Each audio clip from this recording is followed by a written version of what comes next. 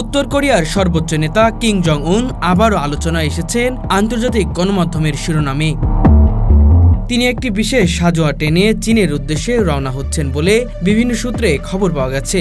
Kim Jong উনের ভ্রমণ সবসময় রহস্য ঘেরা থাকে, আর তার প্রতিটি সফর আন্তর্জাতিক অঙ্গনে নানা জল্পনা কল্পনার জন্ম দেয়। বিমান ভ্রমণের পরিবর্তে ট্রেনের যাত্রা করা তার আন্তর্জাতিক উত্তরাধিকার ও নিরাপত্তাজনিত কৌশলের অংশ বলেই বিশ্লেষকরা মনে করেন। জানা গেছে, এই বিশেষ ট্রেনটি কেবল বুলেট প্রুফ নন, বরং এতে আধুনিক যোগাযোগ ব্যবস্থা, বিলাসবহুল কক্ষ, সম্মেলন কক্ষ এবং কঠোর নিরাপত্তা ব্যবস্থা রয়েছে। কূটনৈতিক মহলে ধারণা করা হচ্ছে, এই সফরের মূল উদ্দেশ্য হচ্ছে উত্তর কোরিয়া ও চীনের সম্পর্ক আবার জোরদার করা। সাম্প্রতিক সময়ে যুক্তরাষ্ট্র, দক্ষিণ কোরিয়া ও জাপান তাদের সামরিক সহযোগিতা বৃদ্ধি করেছে। এর ফলে কোরীয় উপদ্বীপে নতুন করে উত্তেজনা তৈরি করছে। এমন পরিস্থিতিতে কিম জং উন ঐতিহ্যগত মিত্র চীনের সঙ্গে ঘনিষ্ঠতা বাড়িয়ে কূটনৈতিক ভারসাম্য বজায় রাখতে চাইছেন। এছাড়া রাজনৈতিক সহযোগিতা, খাদ্য সংকট মোকাবেলা, প্রযুক্তি সহায়তা এবং সামরিক বিষয়ে সমর্থন পাওয়ার ব্যাপারেও উত্তর কোরিয়া চীনের উপর নির্ভর করছে।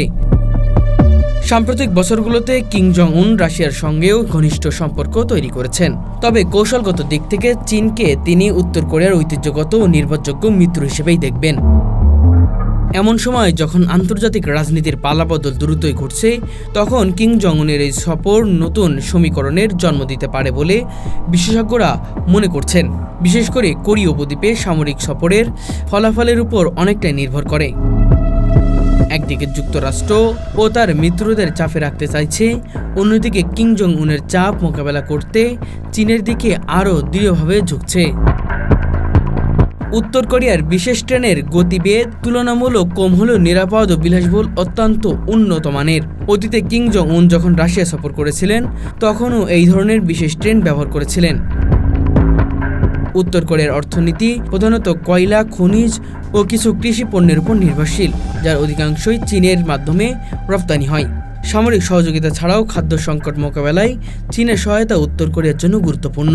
চীন উত্তর কোরিয়াকে আন্তর্জাতিক চাপ থেকে কূটনৈতিকভাবে রক্ষা করার ক্ষেত্রেও সক্রিয় ভূমিকা পালন করে আসছে।